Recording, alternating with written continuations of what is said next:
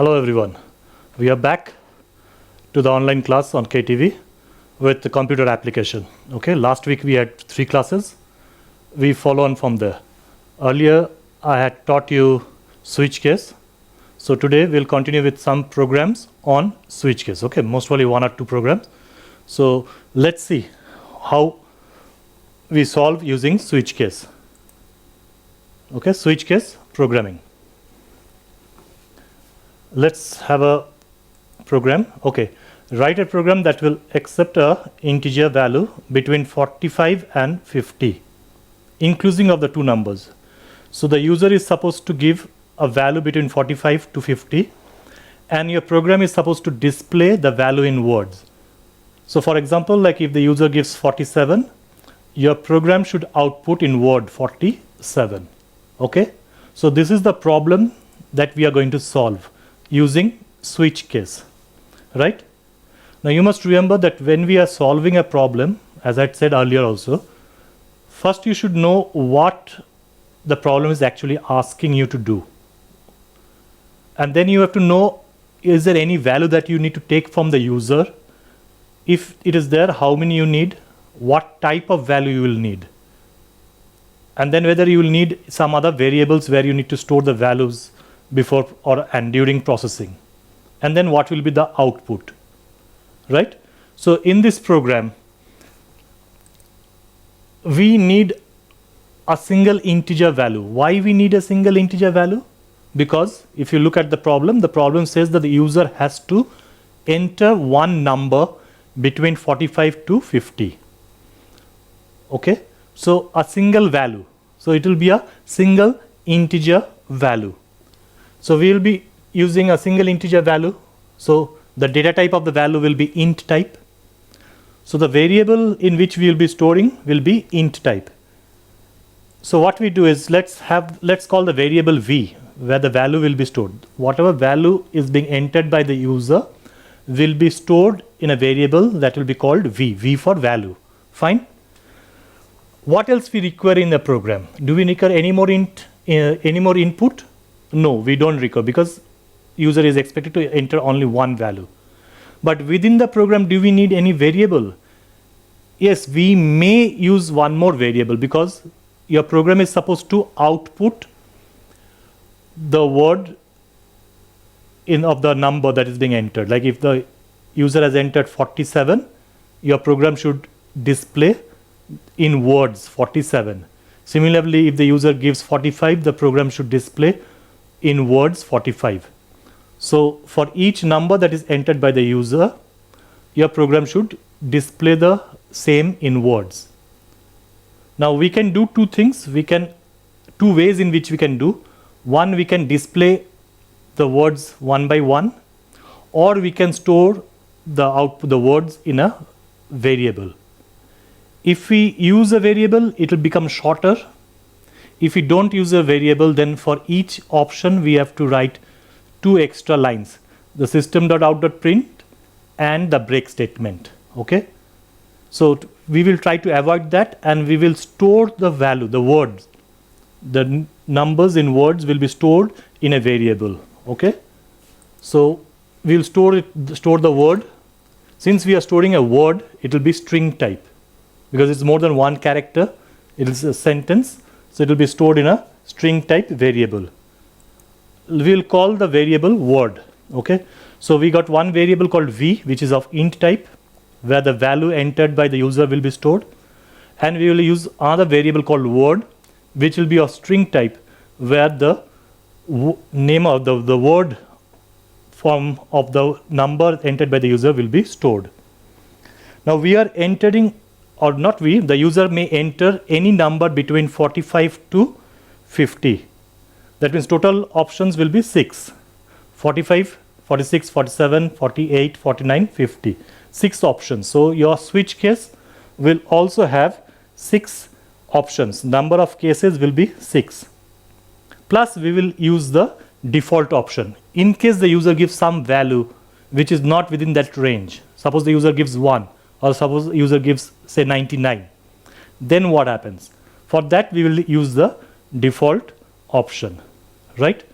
So from the program that has been given to us, these are the information that we have gathered. And these are the information that we will be using in our program. Okay, all clear? Now we will be writing the program. Fine? So first we write the comment, display the numbers in words. Then we will use here the java.util class. So we import java.util.asterisk. That means all the classes present in util package are available for my program. Next we create the class, public class number in words. Number in words is the name. This is the name of the class, the identifier of the class. See, I've used the special characters underscore. Okay, if you remember in the first class I told you when we use identifiers we may use underscore or the dollar sign. Okay, so here we have used the underscore. Fine. We open curly bracket, then we create the main function, public static void main, string args, right? Open curly bracket for this. Then we create the scanner object. SC is the scanner object. This is the object which will be of scanner type. Okay, fine. Next, we declare the variable v, int v equals to 0. Equals to 0, this is, I am initializing it. I am giving the initial value, which will be overwritten by the value entered by the user. And we are declaring the second variable, word, which is of string type. Here it has been initialized to nothing. Fine. Now remember, this is an interactive program, so your program should prompt the user to enter a value between 45 to 50. So it says enter a number between 45 and 50, both numbers included. So this is the what will come on the screen. When you run this program, this statement will come on the screen. So the user will know what is expected. Okay, fine. Now once this is done, we use the next int function of the scanner class to read the value from the keyboard and store it in V. So whatever number is entered by the user will be read from the keyboard and stored in a variable called V. Fine. Now this V we will use in the switch case, the test variable for the switch case. So switch V, the same variable has been used. Switch V. Next comes the body of the switch, the curly bracket. Then comes case. Now remember, we are expecting the user to enter the values, any one of the values, 45, 46, 47, 48, 49 or 50. So accordingly our case values will be also the numbers 45, 46, 47, 48, 49, 50. So case values will reflect the values that we expect from the user to be stored in V. Okay. So case 45. So if it is case 45, what happens? The word 45, the words or the sentence, the phrase 45 will get stored in the variable called word. Here this is the variable. So this 45 will get stored in the word, in the variable word. Then it comes to break. You remember, each and every case should end with a break statement. Otherwise there will be fall through. So to avoid fall through, we have given break. Next comes the case 46. Similarly, in case 46, we'll write word equals to 46. So that 46 will be stored in word, followed by break. Then comes case 47. Again, the same thing will happen here. Word will have the value 47 and then the break. Next comes case 48. Word equals to 48, break. Then comes case 49, word equals to 49, break. Then comes case 50, word equals to 50, break. And since we have finished with all the numbers 45 to 50, now we will write the default case. So default, with default we will use this one, out of range. This out of range remark will be stored in the variable word. And since this is the last option, we don't need to give a break. We can directly close the curly bracket for switch. So switch ends here. You must also remember, keep in mind that these are string values, string literals. So string literals are placed within double quotes. String literals are placed within double quotes. So we have finished with the switch. All the options have been written down.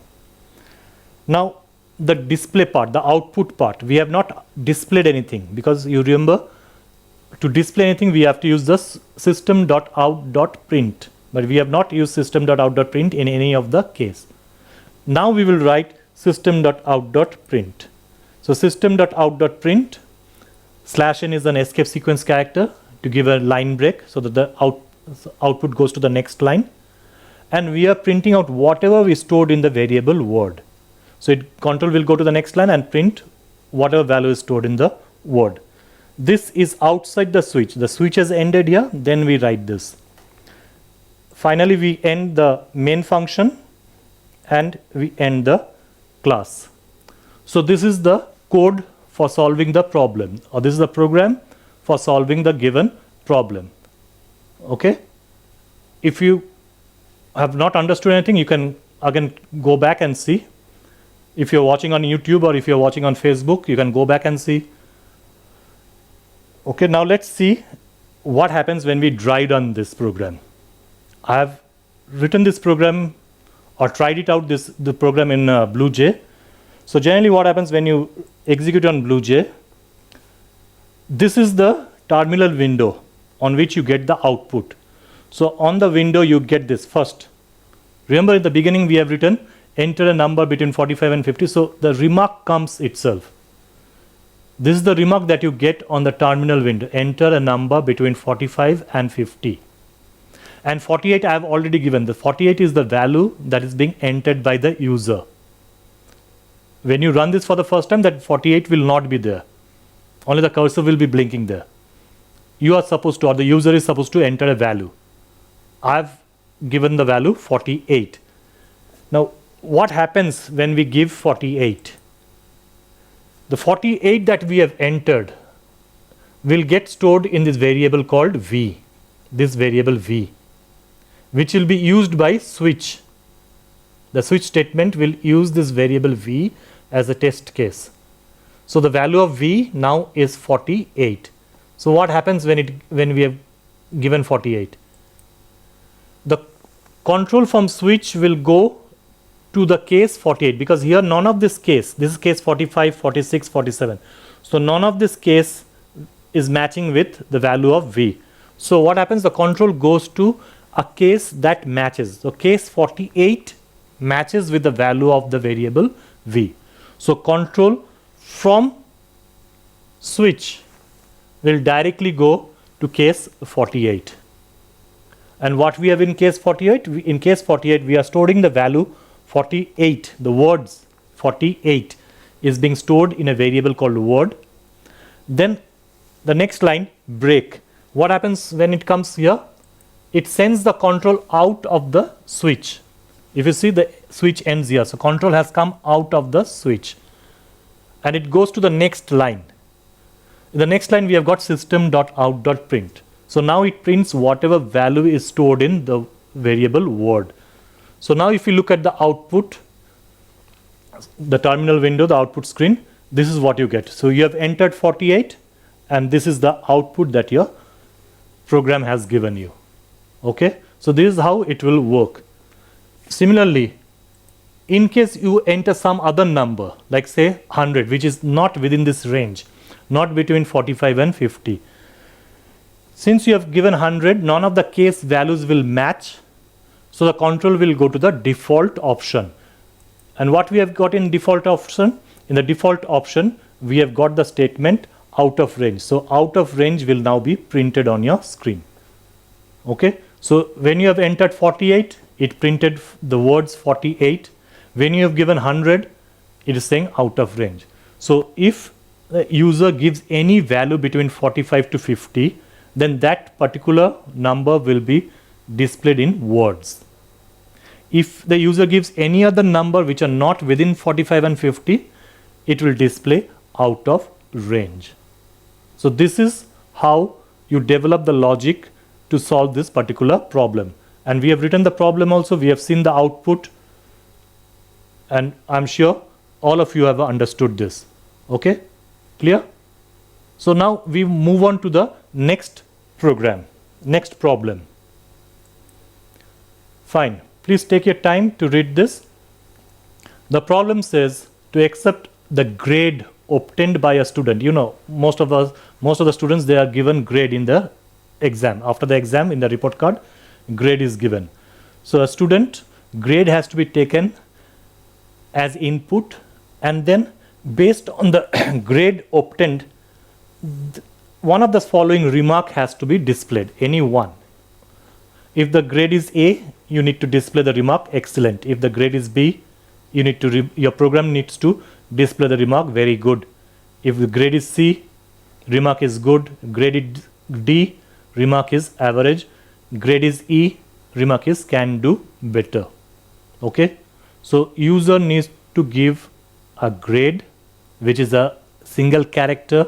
If you look, each one is a single character, single alphabet, given in capital letters A, B, C, D or E, any one. Okay, and your program will display any one of this remark based on the grade that has been given. Fine. So again, let's see what are the things that we need. We need to input a single alphabet. The grades obtained by a student is a single alphabet, isn't it? A or B or C or D or E. So single alphabet. Since we are inputting a single alphabet, it will be chart type. It is not string type, string for one or more. Here we are using alphabet. Also you must remember that in case of switch, we can use only integer type or chart type. String is not allowed. So the single alphabet will be taken as chart type. So we need to declare a variable.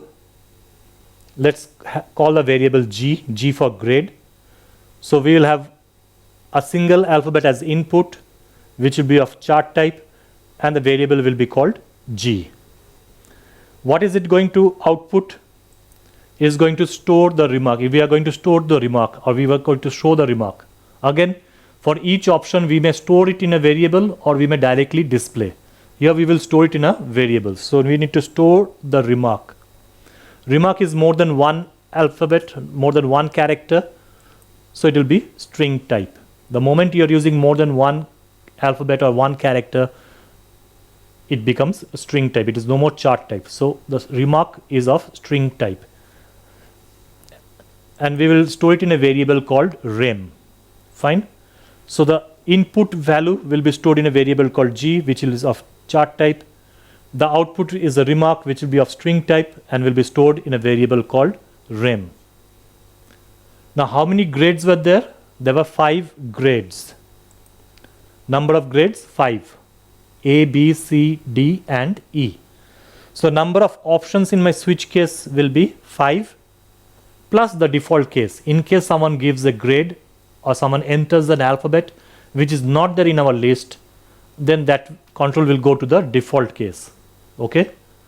So number of options or number of case for my switch case statement will be 5 plus the default case.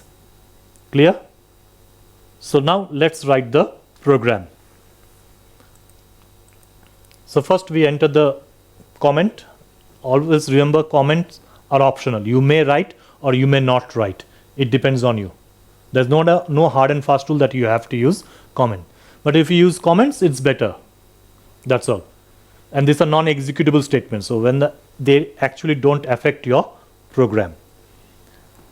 Next we create the import statement. Again I'm using util class. So import java.util.asterisk. Then we create the class, public class remark. I've given the name as remark.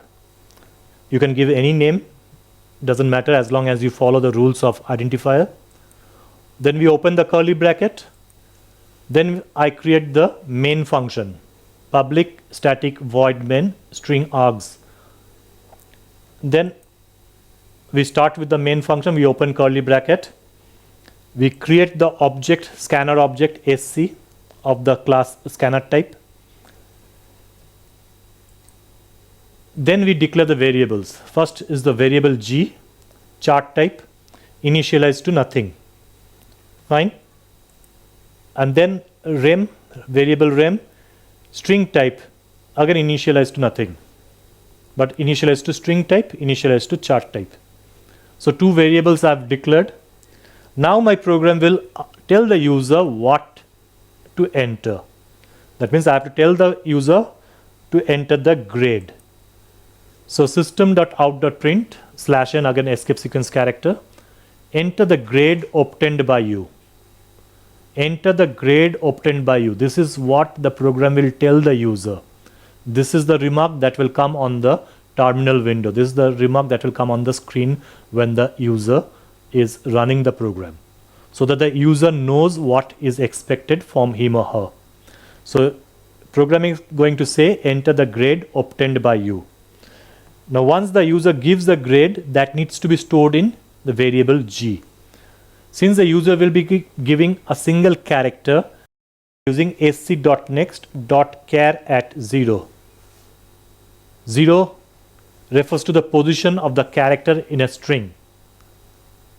The first position is taken as position 0 and then it goes on. Since we are entering one character, it will always be at position 0. So whatever character has been entered at position 0, that character will be taken out and stored in the variable G. Fine. So now G has got a value, it has got a character, it has got an alphabet, it has got the grade given by the user. Now we will use the switch case. This G will be used as the test variable for switch. So switch will check the value that is stored in G against the values of the case that we will write now. So how many options we needed? We needed 5 options plus default. So switch starts case A. Remember the grades were capital A, B, C, D and E. So any of them. So first one was grade A. So I've given case A within single quotes. This is a char literal. So case A and colon. So what is happening? What is going to happen if it is A? We are going to store the word excellent, the remark excellent in the variable rem. So we write rem equals to excellent. This will help to store the value excellent in the variable rem. Fine. And then we end the case with a break. We move on to the next case, case B, because next grade was B. So case B, in this what happens?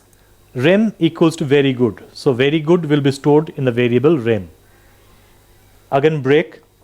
Then we move on to case C, that is the third grade, grade C. What happens here? Good, the word good will be stored in the variable rem. Then break. Then we move on to case D, the next grade, case D. What happens here? The word average will be stored in the variable rem and there is a break. Then we move on to the last grade, that is case E. Here we are storing you can do better in the variable rem. You can do better is being stored in the variable rem and then we break. So all the 5 grades have been taken into account. Now comes the default case. In case the user gives something else, some other alphabet or some other character, then what is going to happen? In that case, the control is supposed to come to this default. So in default, what we are writing or what we are storing in rem, we are storing this particular remark. Wrong grade has been entered. So the user knows that he or she has entered a wrong character. So that will be stored in rem. Since this is the last option, we don't need to write a break. Even if you write a break, it will end. If you don't write a break also, it will end. That is, the switch will end. So it doesn't make sense writing a break in the last case. Whether you write or not, control will come out of the switch. Now after we come out of the switch, we are going to display the output. So switch is in system.out.print, whatever value is stored in rem. Whatever remark has been stored in the variable rem will now be displayed. Fine. We don't have any other process, so we end the main function and we end the class.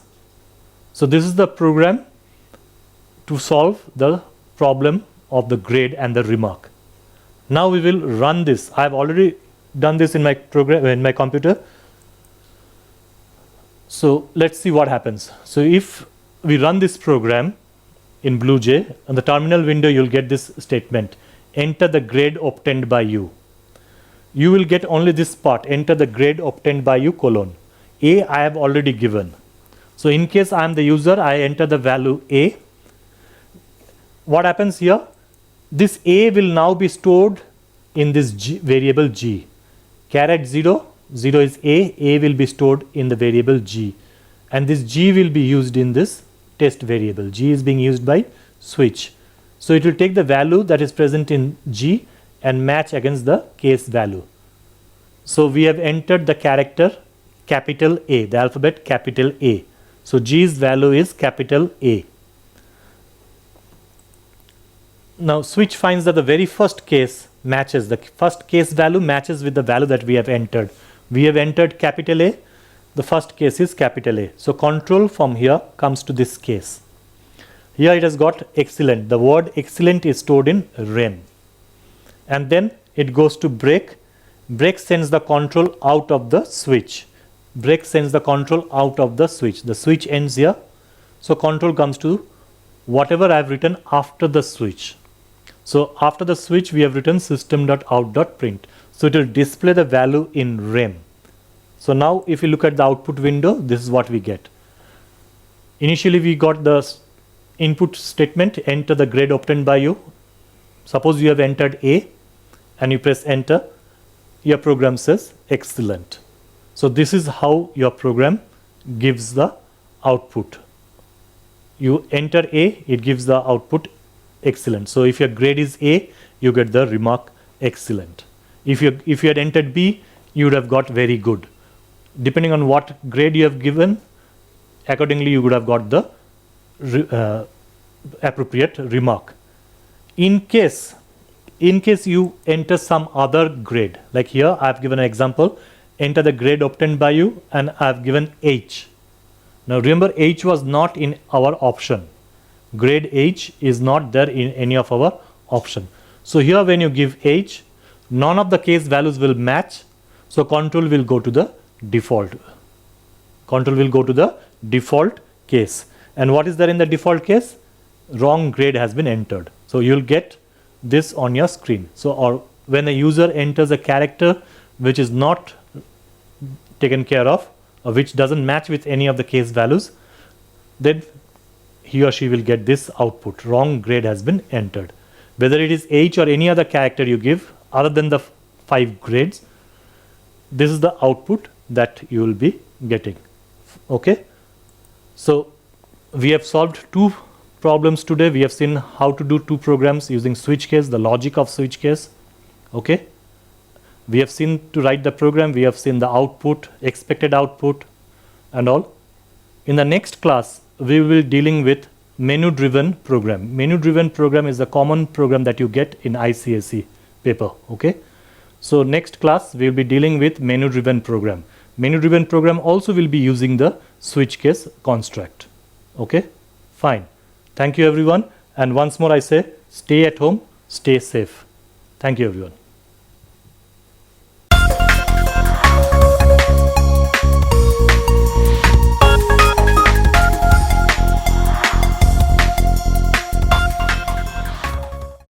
Hello children, and welcome back to another session of ICSE online video lectures. Today we will learn about nationalism.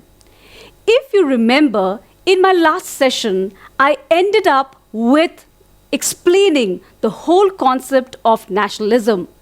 We saw nationalism as one of the impact, as one of the consequences of the revolution of 1857. And I remember promising you also that I'm going to pick it up in my next session, because the second chapter in your history deals with growth of nationalism, Here we are specifically going to learn about the growth of Indian nationalism. Remember, this is Indian history. And also, in this process, we will discuss the growth and the formation of Indian National Congress. But before that, like I always do, we will have to quickly go through the objectives of this lesson. The first objective we will learn is factors promoting nationalism. What are the causes, what are the reasons which give rise to this concept of nationalism? We will definitely discuss the forerunners. Forerunners meaning the organizations, the associations which came before the Congress. And we will also learn about the establishment of the INC. But before that, again, let us quickly go through the timeline of events. Timeline, again, is nothing but a periodic table. It will help us in memorizing. It will help us in learning certain specific dates, years, along with the events that took place. In 1828, Brahmo Samaj was established. I will come to that when we touch this factor on social-religious reforms. 1866, a very, very important association. Remember, forerunners of the Congress? This was one of the forerunners of the INC called the East India Association was established. And in 1870, exactly 4 years later, in Pune, the Pune Sarvajanik Sabha was established. In 1877, to declare Queen Victoria as the Empress of India, a grand party was organized called the Grand Delhi Darbar. In 1878, Vernacular Press Act was introduced. I will come to that later. In 1883, the Indian National Conference. Now, please take a look at this word here. Do not confuse it between Indian National Congress, the one that we're going to study, the body that we're going to learn about later. This is Indian National Conference. So they are two separate words. And last but not the least, we will learn eventually how the Indian National Congress was established. So this will roughly give you all the topics that I will be covering in this particular lecture. Coming to nationalism. What is nationalism? In ICSE, this question comes for 2 marks. Define nationalism, or what is the meaning of nationalism? Nationalism, as you can see here, can be defined as love, a devotion for one's motherland. It is nothing but a feeling. It is an emotion. Emotion for what?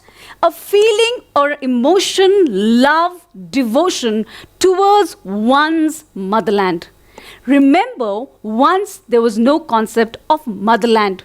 We only had kingdoms. Do you remember? Do you recall me talking about Bahadur Shah Zafar or Nana Sahib or Rani of Jhansi? They were the rulers of kingdoms. So we did not have a motherland as such. But after the end of the revolution, every Indian now started feeling that oneness. The unity also started coming up. And this resulted in the love and devotion for their motherland. Nationalism must constitute 3 things. There are 3 feelings that make up nationalism. First is patriotism. Patriotism again means love for your motherland. Second is very important. Unity has to be there. So I think whenever we watch an India-Pakistan cricket match, the unity comes out, no matter whether you are from Bombay or whether you are from Delhi or you are from any region, etc. You belong to different caste and creed, but being an Indian, that oneness, that unity comes. Why? Because we feel we are the citizens of one nation. And last but not the least, freedom, which is very, very important. And these are the 3 reasons why we had that long Indian national movement. We had it because we were patriotic, we had it because we had unity, and we also got our goal, that is the freedom of India. Now, Coming to the factors for the growth of nationalism.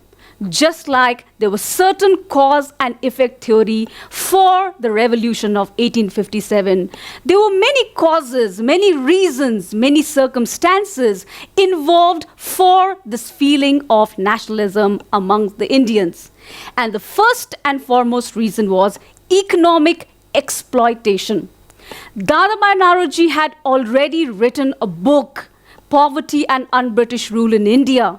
He had already come up with his theory, the drain of wealth theory, in which he had already explained about this imperialistic policy of the British, taking the raw materials at a cheaper rate, bringing back the finished goods, selling it at a higher price, leading to, we have discussed it earlier, if you just recall, unemployment, poverty, closure of small-scale and cottage industries, starvation in India. So the economic condition of the Indians were dismal. It was miserable. It was pathetic. And therefore, suddenly the Indians felt that we have to drive the British away from India. This feeling that we have to drive the British away from India gave or culminated into the feeling of nationalism or love for the motherland.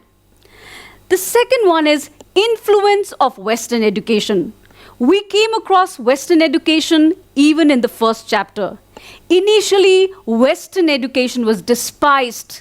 The Indians said a big no to Western education. The activities of the missionaries were threatening to the Indians. They took it as an interference into their social customs and religion, especially when the British introduced Western education for the girls, thinking they are going to reform the Indian society. The Indians were not at all ready to accept this. But over a period of years, missionary activities grew in India. Lots of schools came up, colleges came up, universities came up, and our Indians got this priceless education from the British. So over the years, they started learning English language. Western education comes in, especially when you have to explain it, it comes as a 3-mark question in the long answer or the structured question portion, where you have to explain or give at least 3 points as to how Western education helped the Indians. So first and foremost, when we talk about the Western education, we will refer to the English language. English language now became the language of communication between the Indians also, because remember, India consists of people belonging to different regions, talking in different languages, etc. If you talk Hindi, maybe a Marathi person could not understand, or somebody is speaking in Gujarati and you do not understand, if you happen to be a Tamilian, etc. But now, since everybody was talking in English language, this became the mode of communication. And not only that, even between the British and the Indians. The second influence of Western education was the growth of schools and colleges now opened the minds of the Indians. They came in touch with the outside world. The windows also opened up. And when they came in touch with the outside world, they started learning about the histories of the world, like for example, the European history. Suddenly they became aware of the Irish Revolution. Suddenly they became aware of the French Revolution. They started reading books of political thinkers like Rousseau, Hobbes, Locke, Voltaire, and this naturally helped the Indians in fighting against the British. Thirdly, because of Western education, now they could read and write, but also travel to different parts of the world. They could secure jobs very, very easily. It opened up their minds. Those superstitions, taboos, and social evils that existed in the society were all despised. So the Western education, which at one time was hated by the Indians, was now welcomed by them, and they used this as a weapon to fight against the British. The third is role of press and literature.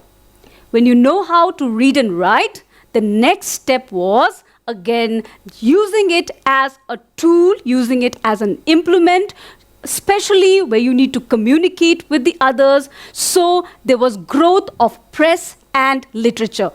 By press, we mean newspapers came up, journals came up, pamphlets were also distributed. Literature meaning many writers came up writing beautiful poems like Rabindranath Tagore, associated with novels and dramas, etc. Remember, in those days, we did not have television, we did not have internet, we did not have, internet, etc. So it was very difficult to pass on the message, to communicate, or what we know as the mass media or today's social media. So the only form of communicating with Indians from different parts of India was through the press and literature. Now, the press and literature was not only a medium of writing, but also gaining public opinion. So it was a two-way process. On one way, you also criticize the British, you are trying to form public opinion, you write articles, journals, it's published in magazines and newspapers. At the same time, you get the feedback from the others, you get information from the others, and in this way, the role of press and literature also helped in the growth of nationalism. Some of the very, very important newspapers during those times, published both in English as well as in vernacular languages, were the Bengali, the Tribune, the Statesman, the Indian Mirror, etc., which became very, very popular in those days. And later, relating to the growth of press and literature, when they started strongly criticizing the administration, the policies of the British, then later on we will also realize how the British tried to curb this growth of press and literature by using the Vernacular Press Act. The next is socio-religious reform movements. Before, when the British tried to remove social evils like sati system, I have mentioned this in my previous lecture, when they tried to reintroduce widow remarriage, when they tried to speak for the education of girls, our Indians did not like it. But when our socio-religious reformers did their own homework, looked into their society, introspected, they definitely came with the conclusion, yes, there are flaws. There are certain areas which needs to be managed properly in case of a religion. And this goes for both the Hindus as well as the Muslims. So we had, in the Hindu community, we had religious reformers like Raja Ram Mohan Roy, who started the Brahmo Samaj. Remember the timeline that I showed a while back. Swami Dayanand came up with his Arya Samaj. Vivekanand also, he came up with his own society. We had a very, very, you can say, liberal Muslim leaders like Syed Ahmed Khan, Amir Ali, who genuinely felt we need to reform our society. So what did they do? They spoke about Western education. They spoke about removing the caste system. They spoke about giving education to the girls also. And in this, I would like to specially mention the contribution of Jyotiba Phule also. Because caste system was so prevalent in those days, the lower caste people were debarred from getting education. So what happened is that during this period, Jyotiba Phule, he came up with Satya Shodhak Samaj, where he established the schools for both boys and girls belonging to the lower class. So this social religious reform movement, when it happened in India, once again, it removed the superstitions. It removed the taboos from the minds of the Indians. It opened up their eyes. Now they were introduced to a new world, to a new India, to a new society. And this definitely helped them with this process of nationalism. Rediscovery of India's past. It is very interesting to note that we do not realize the glorious past that we had once upon a time, or to a beautiful country that we belong to, until someone from outside comes and tells us so. Here, we have to thank the British for opening our eyes once again. I have to take note, or I have to mention the names of James Prinsep and Max Muller, etc. When these were the people who actually wrote about India. They are Indologists. Some of them translated the Gita into English. Then the excavations of Harappa, the Indus Valley civilization when they came up, and when they started praising about India. When they started writing about India, learning about India, then only the Indians realized that we actually belong to a very, very glorious country. A country which once upon a time always had plenty, always, they never suffered from starvation, etc. We have also the legacy of kings like Ashoka and Akbar, and the Gupta period was always referred to as a golden period. In class 7, 8 and all that, you have learned about the Gupta dynasty. You have learned about the Mauryan dynasty and how people from different parts of the world came to study here. Education was flourishing, art was flourishing, paintings were flourishing. In each and every sector, India was doing well. So when they started now going into the past, and what did they get out? What kind of skeletons came out from the closet? Very good ones, glorious ones. Then they realized that yes, our country was definitely very good in the past. So now they realize that we have to bring back the glory of that particular past. So this realization helped in the process of nationalism. Next is the repressive policies of Lord Lytton. Everything was going on well. Education, modern means of transport was also there. If you remember, I spoke to you all about the trains and the telegraph poles. If the British established this modern means of communication for their purpose, it was also used by the Indians. Now they were traveling from one part of the country to the other. They were communicating with each other. News and information could also be shared. Now they no longer felt that we are from a different region altogether. The feeling of oneness and unity came up with these modern means of transport and communication also. So when the Indians are now educated, when they have now started questioning the British, when they have now started criticizing the British for their policies, this is something that the British will not tolerate. The British are here to rule India, but they do not want somebody to stand up and question their rule. They do not want somebody to stand up and criticize their administrative policies. Therefore, we had a viceroy called Lord Lytton, who came to India, and this is the reward that he gave. This is the prize that he gave us. He introduced repressive policies like Vernacular Press Act.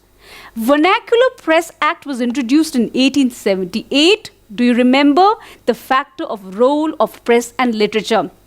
Newspapers, journals, as it started becoming popular, people used it again to frame or to collect public opinion, as well as to share information both in English as well as in vernacular languages. English was okay because Lord Lytton could understand, and so would his fellow men, but not the vernacular languages. And in India, if you start counting the number of vernacular languages that we have, I think we would need more than one day, because we have so many languages and so many dialects as well. So somebody was writing in Marathi, somebody was writing in Bengali, somebody was writing in Gujarati, somebody was writing in Punjabi. So what did he do? He came up with the Vernacular Press Act.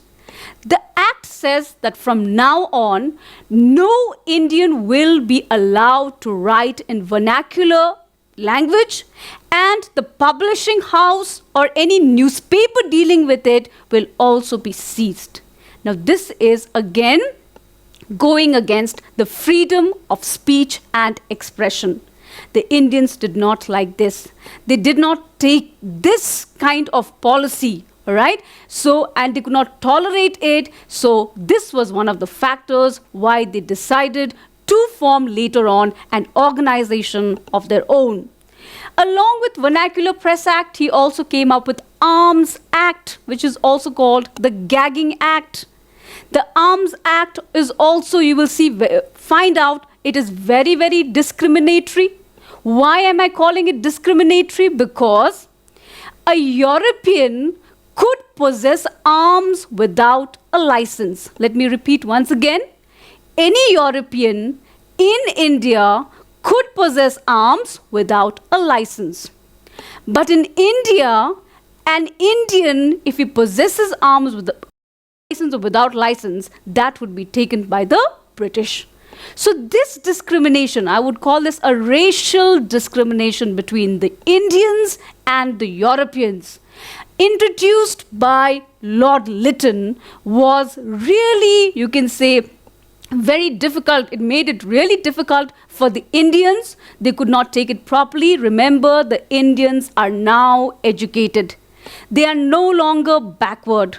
They have also gained some amount of education. So because of this, they decided the next form is protest, which we had done once already. So they also decided to go against the policies of Lord Lytton.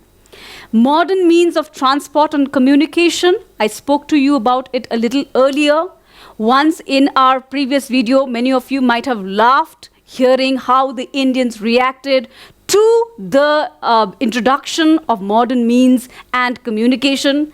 When the telegraph poles were brought, they thought it is to hang people. When the trains were introduced, they felt that it would defile the caste system. But now this came as a blessing in disguise. The Indians now started using these facilities for their own interest. The railway tracks would not only make it easier for Indians to travel from one place to the other, but also to meet, to gather, all right? And also this communication helped because newspapers could travel from one part of the country to the other. People could travel from one part of the country to the other. They no longer felt that we are a separate region altogether. The feeling of oneness now developed. So if I would quickly recap that nationalism, we saw patriotism. To a great degree, we saw patriotism because now everybody was not fighting in single groups, but they were fighting unitedly together. Unity was already created, and now they were ready for the freedom of their country. Forerunners of the Congress. This again comes for 2 marks in the objective, where you have to name the forerunners of the Congress. Sometimes the council uses the term forerunners, or sometimes the council uses the term predecessor. Predecessor meaning something that came before. You have predecessor and successor, I think in maths also. So if you have to use predecessor or forerunner, it means the same thing. Which organizations came before the Indian National Congress? The first predecessor that we are going to talk about is East India Association, formed in 1866. Please take a look at that year. 1858, the revolution was already over and we had the Queen's proclamation. By 1866, it did not take a long time, all right? Especially for the Indians to get up. They knew we had lost the revolution. We knew the places in which we had gone wrong. We had to rectify those areas also. Suddenly there was a need for a common platform. There was a need to take up the issues of the Indians and place it before the British Parliament. And this was done by the East India Association, formed in 1866.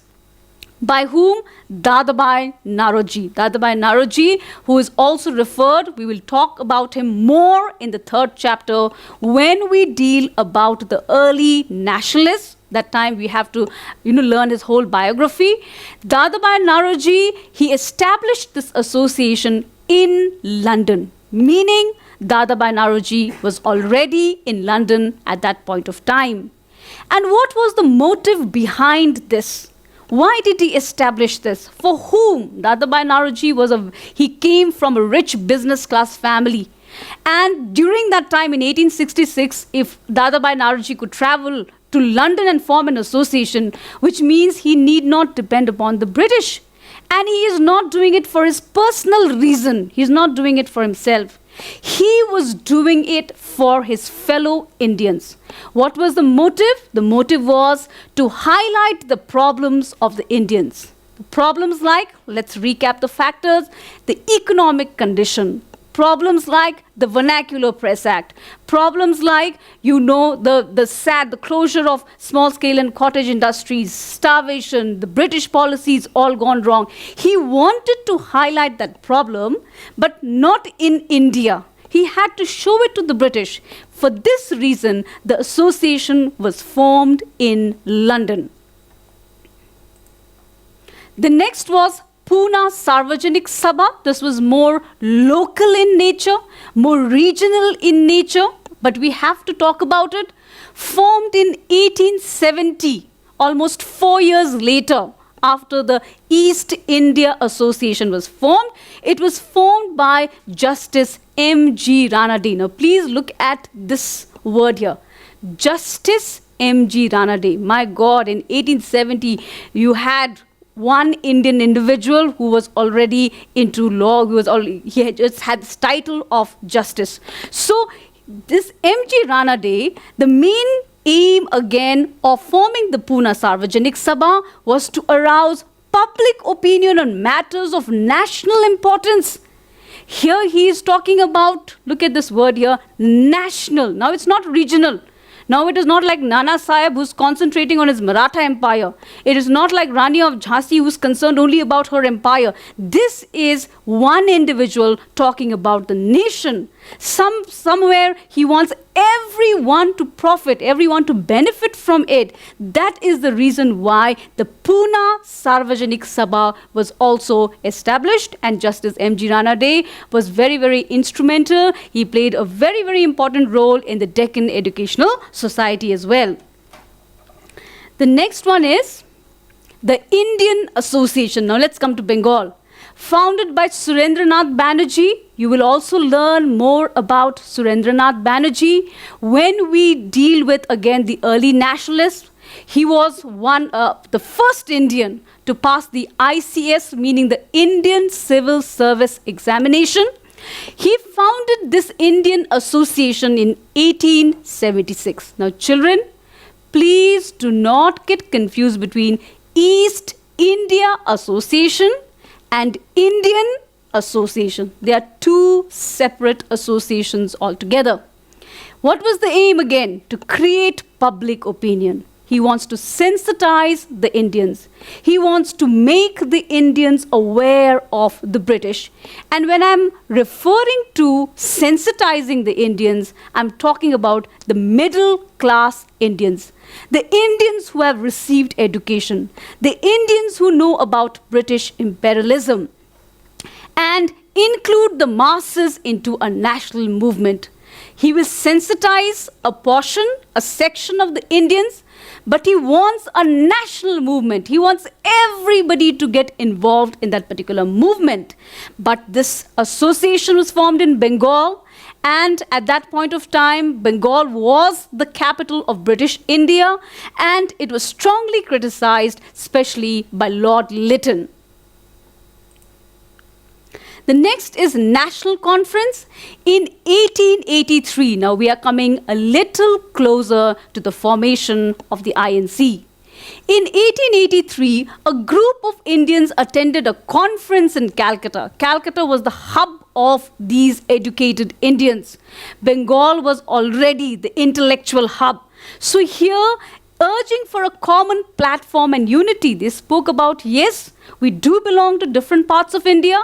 Yes, we may be, belonging to different communities and speaking in different languages. But in the heart of heart, we all are Indians. That is the first thing that should come. So the motive of this 1883 conference was to form a common platform. We must have one grid. We must have one platform to work with, and that will bring about unity. It focused on matters relating to the public interest. So today, I would like to end my lecture here.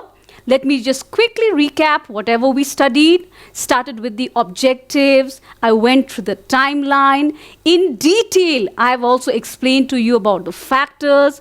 Again, mentioning which questions come in ICSE for objective or long answer section also.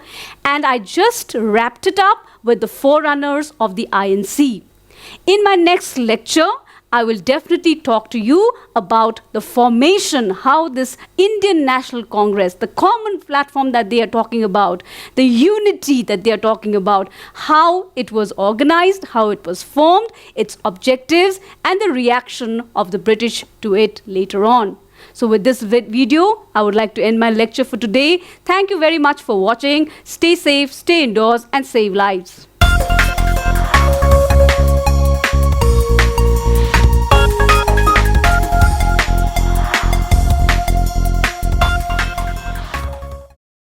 दशौं श्रेणीका विद्यार्थीहरूको निम्ति नेपाली पाठ्यक्रम अन्तर्गत हामी कविता पढिरहेका छौं र यसभन्दा अघि मैले दशौं श्रेणीका विद्यार्थीहरूलाई विशेष गरेर आईसीएससी 2021 मा परीक्षा लेख्न गइरहेका हाम्रा विद्यार्थीहरूको निम्ति दुईवटा कविता पढाइसकेको छु। कर्म शीर्षक कविता अनि राम भरत संवाद शीर्षक कविता। र आज हामी कविताकै क्रममा विद्यार्थीहरूलाई पढाउन लागिरहेका छौं। विशेष गरेर कविता काल महिमा कविता हामीले पढ्नु पर्नेछ। अघिल्लो सेसनमा मैले विद्यार्थीहरूलाई भनेको थिएँ कि काल महिमा शीर्षक कविता पढाइनेछ भनेर र केही दिनको अन्तरालपछि फेरि विद्यार्थीहरूलाई हामी काल महिमा कविता पढाउन लागिरहेका छौं र यो अनलाइन क्लास मार्फत केटीभी मार्फत विशेष गरेर यो केटीभीको सौजन्यमा प्रसारण भइरहेको यो जुन अनलाइन शिक्षा छ यसबाट अवश्य नै हाम्रो विद्यार्थीहरूले आईसीएससी परीक्षाको तयारी गरिरहेका हाम्रो विद्यार्थीहरूले 2021 को निम्ति परीक्षाको तयारी गर्दै घरमा बसिरहेका यो लकडाउनको कारणले गर्दा परिस्थितिले गर्दा बाध्यताले गर्दा घरमा नै बसेर तयारी गरिरहेका विद्यार्थीहरूलाई अवश्य नै केही मात्रामा भए पनि लाभ पुगिरहेको होला भन्ने आशा राख्दै विद्यार्थीहरूको सुस्वास्थ्यको निम्ति घरमै बसेर पढिरहने अध्ययन गरिरहने एकाग्र चित्तले पढेर 2021 को परीक्षाको निम्ति तयार गरिरहने आग्रह म एकजना शिक्षक भएको नातामा विद्यालयका मेरा विद्यार्थीहरू समग्र विद्यार्थीहरू कालेबुङका विद्यार्थीहरू तथा सम्पूर्ण हाम्रो दार्जिलिङ पहाडका विद्यार्थीहरू सँगसँगै नेपाली लिने अथवा नेपाली विषय लिएर अध्ययन गरेका समग्र विद्यार्थीहरू सबैलाई हार्दिक आग्रह गर्दै आईसीएससी नेपाली अन्तर्गत म विद्यार्थीहरूलाई विशेष शिक्षा प्रदान गर्न लागिरहेको छु। यो हाम्रो साहित्य कुञ्ज अन्तर्गत अघि नै मैले विद्यार्थीहरूलाई बताइसकेको छु कि यसभित्रबाट हामीले 10 वटा कथा र 10 वटा कविता पढ्नुपर्ने हुन्छ र 10 वटा कथा मध्येबाट क्लास 9 मा विद्यार्थीहरूले विशेष गरेर 5 वटा कथा पढिसकेका छन्। अरू कथाको व्याख्या पनि पछि हामी समय हेरेर गर्नेछौँ र 5 वटा कविता 9औं श्रेणीमा विद्यार्थीहरूले गरिसकेका छन्। त्यसपछि 10औं श्रेणीको पाठ अन्तर्गत हामीले कर्म पढिसकेका छौँ, राम भरत संवाद पढिसकेका छौँ र अब हामी काल महिमा आजको हाम्रो विषय छ लेखनाथ पौडेल कवि शिरोमणि लेखनाथ पौडेलको पाठ 8 अन्तर्गत काल महिमा यो शीर्षक कविता हामी पढ्न लागिरहेका छौँ। काल महिमा र काल महिमा शीर्षक कविता पढ्नुभन्दा अघि हामीले जान्नुपर्ने अथवा बुझ्नुपर्ने हुन्छ कवि शिरोमणि लेखनाथ पौडेलको परिचय। यसभन्दा अगाडि म विद्यार्थीहरूलाई विशेष गरेर यो काल महिमा जुन शीर्षक छ यो शीर्षकमाथि केही जानकारी गराउन लागिरहेको छु। सर्वप्रथम त हामी काल भन्नाले समय भनेर बुझ्छौँ। काल भन्नाले हामी सोझो अर्थमा भन्ने हो भने काल भनेको समय भनेर बुझ्छौँ। तर यो कवितामा काल भन्नाले मृत्यु अथवा मरण भन्ने अर्थमा बुझाइएको छ। मृत्युको समय अथवा मृत्यु मरणलाई काल भनेर भनिएको छ। अनि महिमाको अर्थ हुन्छ गुणगान अथवा प्रशंसा। यहाँनिर मृत्युको महिमा गाइएको छ अथवा मृत्युको गुणगान गरिएको छ। मरणको गुणगान गरेर लेखिएको कविता हो काल महिमा शीर्षक कविता र यस कविताका कवि हुन् कवि शिरोमणि लेखनाथ पौडेल। र कवि शिरोमणि उनलाई किन भनिन्छ भन्दाखेरि कविहरूको पनि शिर अथवा कविहरूमा पनि उच्च कवि भनेर उहाँलाई सम्मान दिएको छ। कवि शिरोमणि भनेर भनिएको छ लेखनाथ पौडेललाई। उहाँले तरुण तपसी नामक कृति लेखेपछि उहाँको काव्यको विशेषतालाई, लेखन शैलीलाई ध्यानमा राखेर लेखनाथ पौडेलको जुन लेखन कला छ यसलाई हेरेर उनलाई कवि शिरोमणिको उपाधि दिएको छ। र हामी कालमहिमा शीर्षक कविता पढ्नभन्दा अघि लेखनाथ पौडेलको छोटो परिचय हेर्न लागिरहेका छौँ। कवि शिरोमणि लेखनाथ पौडेल, उहाँको जन्म सन् 1884 मा जन्म भयो अनि मृत्यु भयो सन् 1965 मा। सन् 1884 मा जन्म अनि मृत्यु 1965 मा कवि शिरोमणि लेखनाथ पौडेलको मृत्यु भयो। कवि लेखनाथ पौडेल नेपाली साहित्यका एक प्रतिभावान कवि हुन्, प्रतिभाशाली कवि हुन्। नेपाली साहित्यमा आधुनिकतालाई प्रवेश गराउने उनी एक सशक्त कविको रूपमा देखा पर्छन् र नेपाली साहित्यमा लेखनाथ पौडेललाई आधुनिक युग अथवा आधुनिक कविको रूपमा मानिन्छ। र लेखनाथ पौडेलले आफ्नो साहित्यिक कृतिहरूमा विशेष गरेर पुरानो युग र नयाँ युगलाई जोड्ने काम गरेका छन्। यसैले उनले एउटा पुलको काम, एउटा ब्रिजको काम, एउटा साँघुको काम पनि गरेको हामी पाउँछौँ। पुरानो युग र नयाँ युगलाई साहित्यमा एउटा मोडर्न युग अथवा नयाँ युग, आधुनिक युग भित्र्याउने काम लेखनाथ पौडेलका रचनाहरूबाट भएको हामी पाउँछौँ। र लेखनाथ पौडेलका कृतिहरूमा आधुनिकता हामी पाउँछौँ, आधुनिकतालाई प्रवेश गराउने कविको रूपमा हामी पाउँछौँ। काठमाडौँ तथा काशीमा शिक्षा ग्रहण गरेका, नेपालको काठमाडौँ, नेपालको राजधानी काठमाडौँ तथा भारतको बनारस अथवा काशी भनेर हामी चिन्छौँ, जो शिक्षाको निम्ति अत्यन्तै प्रसिद्ध छ, अत्यन्तै चर्चित छ। धेरै देश विशेषका व्यक्तित्वहरू काशीमा आएर शिक्षा ग्रहण गरेको, संस्कृत शिक्षाको निम्ति विशेष चर्चामा रहेको ठाउँ हो काशी।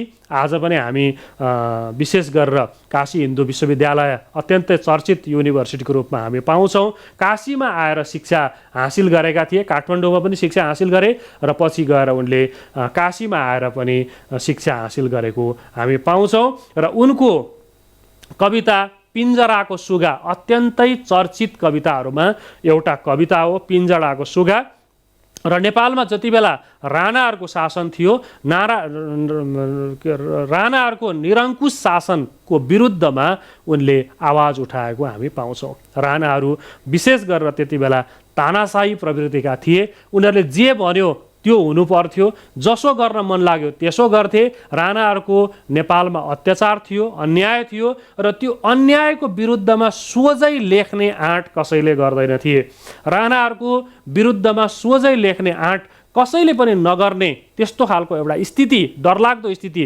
किनभने कसैले पनि विरोध गर्यो भनेदेखि सोझै कारावास पठाउने अथवा दण्ड दिने चलन थियो। यो कारणले गर्दा पिञ्जराको सुगा नामक कविताको माध्यमबाट लेखनाथ पौडेलले राणाहरूको अन्याय र अत्याचारको विरुद्धमा कलम चलाएको हामी पाउँछौँ। र विशेष गरी पिञ्जडाभित्र एउटा बन्द, त्यो एउटा पिञ्जडाभित्र जसरी सुगालाई राख्दाखेरि उसले एउटा उन्मुक्ति खोजिरहेको हुन्छ, बाहिर निस्किन खोजिरहेको हुन्छ। अरू चराचुरुङ्गी जस्तो ऊ पनि बाहिर निस्किन चाहन्छ, घुम्न चाहन्छ, मनोरञ्जन गर्न चाहन्छ, रुखमा जान चाहन्छ, फुलमा घुम्न चाहन्छ, उड्न चाहन्छ। उसले पनि उन्मुक्ति खोजिरहन्छ। त्यसरी नै राणाहरूको अन्याय र अत्याचारदेखि नेपालका जनता पनि बाहिर निस्किन चाहन्थे, उन्मुक्ति चाहन्थे भन्ने कुरा पिञ्जराको सुगा नामक कवितामा खुबै प्रतीकात्मक अर्थमा लेखनाथ पौडेलले व्यक्त गरेको हामी पाउँछौँ।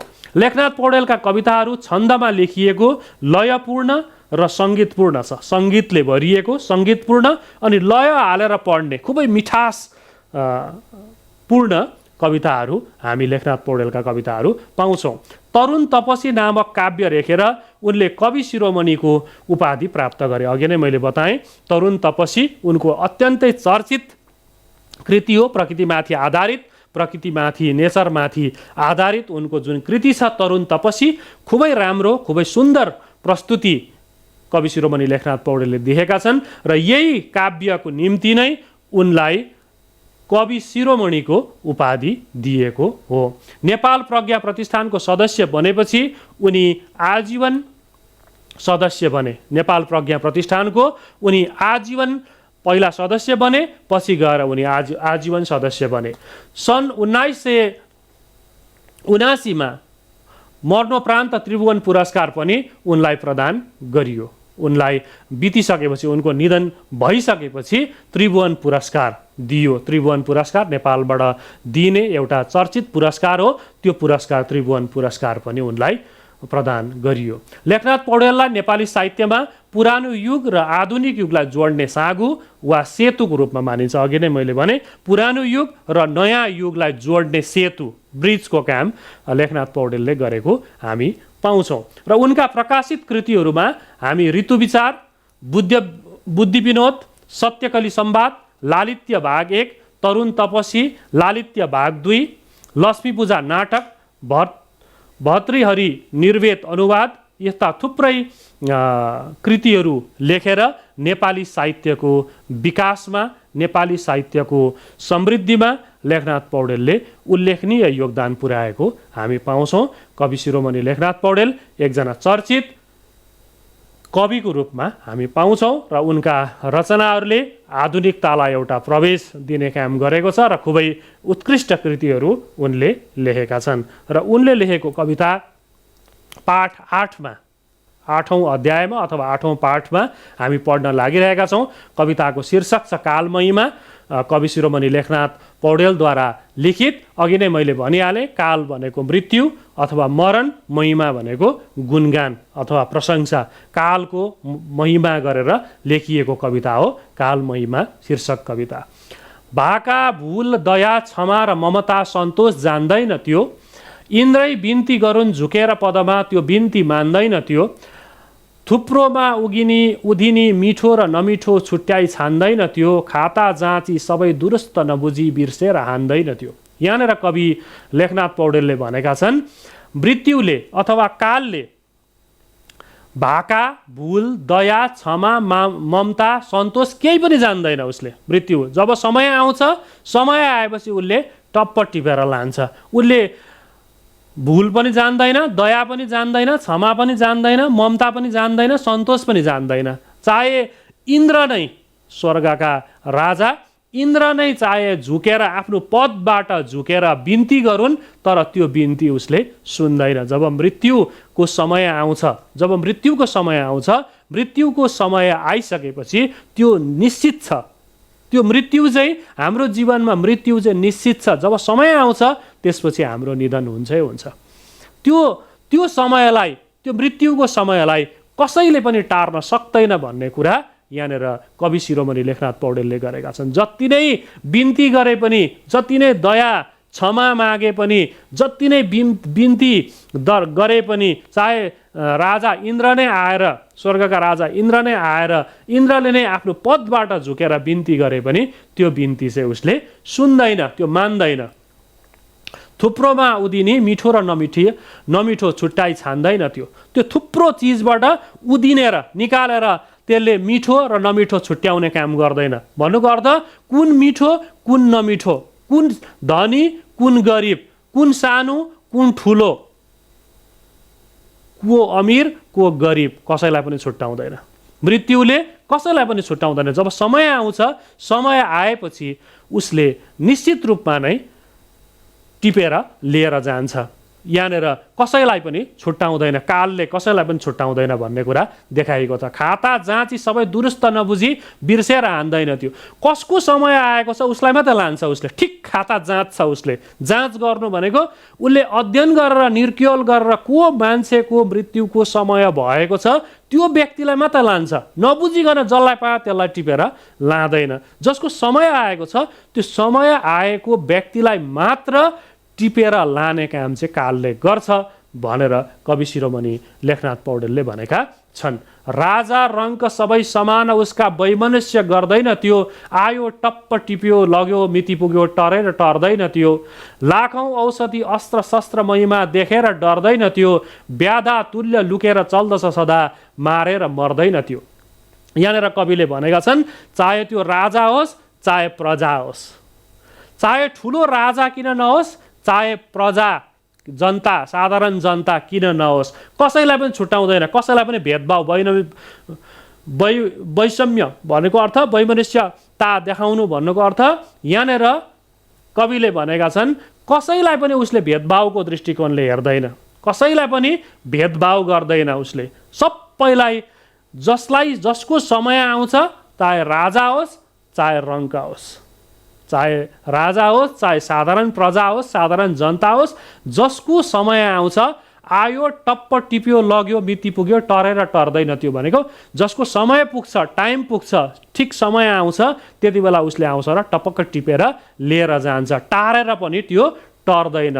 चाहे त्यो लाखौँको औषधि उसले किनेर नखाओस्, खर्च किन नगरोस्, चाहे त्यसमा त्यति बेला उसले अस्त्र शस्त्रै देखाओस्, उस अस्त्र शस्त्रका हात हतियारसँग पनि डराउँदैन, दबाईसँग पनि डराउँदैन। त्यो मृत्युको महिमालाई कसैले पनि टारेर टर्दैन, मृत्युलाई कसैले पनि रोकिँदैन, औषधिले पनि रोक्न सक्दैन, हात हतियारले पनि रोक्न सक्दैन। त्यो चाहिँ यस्तो प्रकारले आउँछ, दुश्मन जस्तो भएर आउँछ, लुकेर आउँछ। त्यो एउटा शत्रु जस्तो दुश्मन जस्तो भएर यस्तो प्रकारले लुकेर आउँछ झुक्क्याएर आउँछ त्यो कि मारेर मार्न पनि सकिँदैन त्यसलाई, अथवा छेकेर छेक्न पनि सकिँदैन त्यसलाई। कसैले बाटो ढुकेर मार्छु म भन्दाखेरि मार्न पनि सक्दैन, अथवा त्यसलाई छेक्न पनि सकिँदैन। आँसुका दहमा नुहाउँछ, चिसो पानी रुचाउन्न। त्यो चाहिँ चिसो पानी पिउँदैन त्यसले, त्यो मान्छेको आँखाबाट झरेको आँसुको दहमा चाहिँ ऊ नुहाउन चाहन्छ। त्यो मान्छेले गरेको हाहाकार, मान्छेले गरेको क्रन्दन, मान्छेको मनबाट निस्केको त्यो रोदन, त्यो विरह व्यथामा चाहिँ त्यो काल चाहिँ रमाउन चाहन्छ। सुक्खा जर्जर अस्ति पन्जर बिना सय्या बनाउन। त्यो अब यसले के गर्छ, त्यो हाडहरूको थाक अथवा हाडहरूको अस्ति पन्जरमा, त्यो हाडहरू राखेर बनाइएको थाकमा त्यो सय्या ओछ्यान चाहिँ त्यसले बनाउन चाहन्छ। त्यस्तो ठाउँमा चाहिँ त्यसले बास गर्छ। त्यसलाई कुनै प्रकारको डर पनि छैन, कुनै प्रकारको भय पनि छैन, कुनै प्रकारको त्रास पनि छैन। यस्तो खालको काल चाहिँ यति साह्रो डरलाग्दो, यति साह्रो विभत्स छ कि उसले कसैलाई पनि परवाह गर्दैन, कसैलाई पनि टेर्दैन। मैलो भस्म सिवाय अङ्गभरमा केही लाउन्न। त्यसले त्यो मैला भस्म भनेको खरानी, त्यो भस्म खरानी जस्तो चिज चाहिँ शरीरभरि, अङ्गभर भनेको शरीरभरि त्यसले त्यस्तो चिजहरू भस्महरू दल्न चाहन्छ। त्यो बाहेक अरू उसले केही पनि लगाउँदैन। मैला त्यो भस्म खरानी मात्र त्यसले शरीरभरि दल्छ। अनि हाहाकार सरी मिठो अरू कुनै सङ्गीत गाउन्न। त्यो अरू मिठो गीत त्यसले गाउँदैन। त्यसलाई त्यो हाहाकार गरेको मान्छेहरूको क्रन्दन, मान्छेहरूको रुवाई, मान्छेहरूको आँखाबाट निस्किएको आँसु, मान्छेहरूको आँखाबाट निस्किएको त्यो आँसुको दह त्यसले मन पराउँछ। अनि हाहाकार रूपी सङ्गीत चाहिँ उसलाई मनपर्छ, त्यो हाहाकार रूपी गीत चाहिँ उसलाई मनपर्छ, त्यो सङ्गीत नै उसले रुचाउँछ भनेर कविले भनेका छन्। जो मिल्छ सुलुक्क निल्छ मुखमा हाली चपाउन्न। त्यो थाल्यो च्याम्म सबै चपाउन भने आहार पाउन्न। त्यो जति निल्छ उति उगेल्दछ पनि केही पचाउन्न। त्यो यही चालासित कल्प कल्प कहिल्यै खाइ अगाउन्न। त्यो यहाँनिर कविले भनेका छन् जो उसको अगाडि आउँछ निल्दै जान्छ। उसले जे उसले जसको मृत्यु आउँछ टिप्छ अनि उसले निल्छ, सुलुक्क निल्छ, मुखमा हाली चबाउने उसलाई फुर्सद छैन। कसको समय आउँछ जान्छ, टप्प टिप्छ अनि निल्छ। उसले चबाउने उसँग समय छैन, मुखमा हाली चपाउन्न, त्यो चबाउँदैन उसले। अनि चबाइरह्यो भनेदेखि हरेक मान्छेको मरण, हरेक व्यक्तिलाई लिएर, हरेक मरेका मान्छेहरूलाई उसले चबाइरह्यो भनेदेखि अरू आहार उसले पाउँदैन। त्यसले गर्दा ऊ निल्दै हिँड्छ। अनि जति निल्छ उति उगेल्छ, निल्छ उगेलिदिन्छ, निकालिदिन्छ, फ्याँकिदिन्छ। अनि केही पनि पचाउन्न। त्यो केही पनि उसले पचाइरहनु पर्दैन, निल्छ उगेलिदिन्छ, निल्छ उगेलिदिन्छ। यस्तै प्रकारले, यही चालासित भनेको यस्तै प्रकारले वर्षौँ वर्ष, कल्पौँ कल्प भनेको वर्षौँ वर्ष उसले खाँदै आइरहेको छ। मान्छेको निधन भइरहेको छ, मान्छेलाई काल आएपछि समय आएपछि उसले टिप्दै लगिरहेको छ। यही प्रकारले उसले खाँदै खाँदै गइरहेको छ, तर ऊ कहिले पनि अगाउँदैन भन्नुको अर्थ हामी देखिरहेको छौँ हाम्रो समाजमा, हाम्रो देशमा, हाम्रो विश्वमा, यो संसारमा हामी देखिरहेका छौँ मान्छेको जन्म पनि भइरहेको छ अनि मान्छेको मृत्यु पनि भइरहेको छ। यो जन्म र मृत्युको यो चक्र चाहिँ हाम्रो विश्वमा, हाम्रो संसारमा चलिरहेको छ। र यहाँबाट हामी बुझ्छौँ जन्म सायद निश्चित हुन सक्ला, तर मृत्यु चाहिँ अनिश्चित छ। मृत्यु चाहिँ अनिश्चित छ, किनभने मृत्यु कति बेला हुन्छ, को कति बेला मर्छ भन्ने कुरा निश्चितता छैन। यही अनिश्चिततालाई कविले देखाउने चेष्टा गरेका छन्। र यहाँबाट कविले जीवन क्षणभङ्गुर छ, जीवन निश्चित छैन, जीवनमा कुनै पनि समय हाम्रो मृत्यु हुन सक्छ। हामी यो संसारमा अभिनय गर्न आएका छौँ, यो संसारमा हामी काम गरिरहेका छौँ, हामी यो संसारमा विभिन्न प्रकारको अभिनय हामी गरिरहेका छौँ, तर एक दिन हाम्रो निधन हुन्छ, हामी मर्छौँ, हाम्रो निधन छ, निश्चित छ भन्ने कुरालाई देखाएर हामीले जीवन छँदा एउटा असल कार्य गरिराख्नुपर्छ भन्ने एउटा साङ्केतिक अर्थ पनि कविले यहाँ दिएका छन्। कालको महिमालाई यहाँनिर कविले वर्णन गरेका छन्। काल आउँछ अनि उसले हेर्दैन कसैलाई, न त धनी छुट्याउँछ, न त गरिब छुट्याउँछ, न त राजालाई छुट्याउँछ, न त रङ्कलाई छुट्याउँछ। उसले राजा पनि भन्दैन, प्रजा पनि भन्दैन, ठुलो पनि भन्दैन, सानो पनि भन्दैन। हाम्रो समय आएपछि, काल आइसकेपछि हाम्रो के हुन्छ, निधन हुन्छ, हामीलाई टिपेर लान्छ, उसले निल्छ भनेर कालको महिमा यो कविताको माध्यमबाट लेखनाथ पौडेलले गरेका छन्। र हाम्रो समाजको, हाम्रो जीवनको यथार्थ चित्रण हो यो। हामी जन्मेपछि हामी मर्नुपर्छ, हामी हुन त मरणसँग डराइरहेका हुन्छौँ, तर हाम्रो जीवनमा हामी मर्नै पर्छ एक दिन भन्ने कुरालाई खुबै मिठो प्रकारले काल महिमा शीर्षक कवितामा हाम्रो जीवनको यथार्थलाई कवि शिरोमणि लेखनाथ पौडेलले वर्णन गरेका छन्। र यस पाठबाट पनि विद्यार्थीहरूलाई जसको निम्ति निम्न अवतरण पढेर सोधिएका प्रश्नहरूको उत्तर लेख भनेर प्रश्न दिएको हुन्छ। जस्तो उदाहरणको लागि, राजा रङ्क सबै समान उसका वैषम्य गर्दैन त्यो, आयो टप्प टिप्यो लग्यो मिति पुग्यो टरेर टर्दैन त्यो, लाखौँ औषधि अस्त्र शस्त्र महिमा देखेर डर्दैन त्यो, व्याधा तुल्य लुकेर चल्दछ सदा मारेर मर्दैन त्यो। यस शीर्षक यो जुन पङ्क्ति मैले भने, यो पङ्क्ति कहाँबाट निकालिएको हो, यसका कवि को हुन्, पहिलो प्रश्न। त्यसपछि यहाँ राजा र रङ्क भन्नाले के बुझिन्छ, किन राजा र रङ्कको कुरा कविले गरेका छन् है, किन राजा र रङ्कको बिचमा कसले भेदभाव गर्दैन भनेर कविले भनेका छन्। आयो टप्प टिप्यो लग्यो मिति पुगेर टर्दैन त्यो भन्नाले के बुझिन्छ, यहाँ के भन्न खोजिएको हो है। लाखौँ औषधि र अस्त्र शस्त्रको महिमाले पनि रोक्न नसक्ने कुरा चाहिँ के रहेछ, कविले कालको बारेमा के भनेका छन्, कसरी वर्णन गरेका छन्। व्याधा भन्नाले के बुझिन्छ, लुकेर को चल्दछ, अनि मारेर मर्दैन भन्नाले के बुझिन्छ, अनि को चाहिँ मारेर मर्दैन भनेर कवि शिरोमणि लेखनाथ पौडेलले भनेका छन्। र यस्तो प्रकारको कविताको अवतरण निकालेर, कविताका पङ्क्तिहरू निकालेर प्रश्न सोधिएको हुन्छ र कहिलेकाहीँ त्यहाँबाट व्याख्या गर्नको निम्ति पनि विद्यार्थीहरूलाई दिएको हुन्छ। प्राय अवतरण सोधेर प्रश्न सोधिन्छ र विद्यार्थीहरूले प्रत्येक पङ्क्तिलाई राम्रोसँग पढ्ने, राम्रो ध्यानपूर्वक पढ्ने कविताका पङ्क्तिहरू, किनभने कुन कविताबाट निकालिएको भन्ने कुरामा विद्यार्थीहरू प्राय झुकिएको हामी देख्छौँ र विद्यार्थीहरूले प्रत्येक कविताका पङ्क्तिहरूलाई राम्रोसँग ध्यानसँग पढिसकेपछि प्रत्येक पङ्क्तिबाट प्रश्नहरू सोधिएको हुन्छ।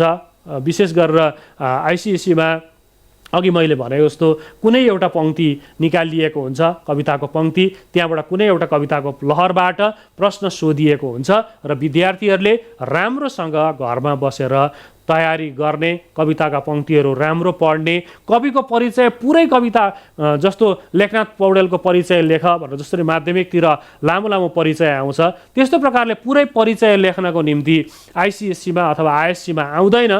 तथापि जन्म मरण उनले लेखेको कृति पाएको सम्मान यस्तो कुराहरू चाहिँ विद्यार्थीहरूले याद राख्न जरुरी छ। जस्तो लेखनाथ पौडेल कस्ता कवि हुन्, उनले लेखेका 2टा कृतिको नाम लेख अथवा 4वटा कृतिको नाम लेख, उनको जन्म कहिले भएको थियो है, उनको मरण कहिले भएको थियो, उनले कस्ता पुरस्कार पाए, यस्तो कुराहरू विद्यार्थीहरूले तयारी गर्नुपर्ने हुन्छ बोर्ड इक्जामको लागि।